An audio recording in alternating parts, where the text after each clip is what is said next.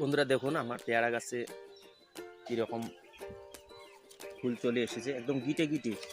এই যে গিটে গিটে দেখুন, এই যে গিটে গিটে।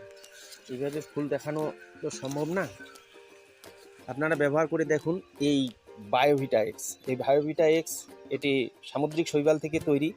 এটা 10টা উপাদান দিয়ে, 9টি মুখ্য উপাদান দিয়ে তৈরি। এটা সামুদ্রিক শৈবাল থেকে তৈরি হয়েছে।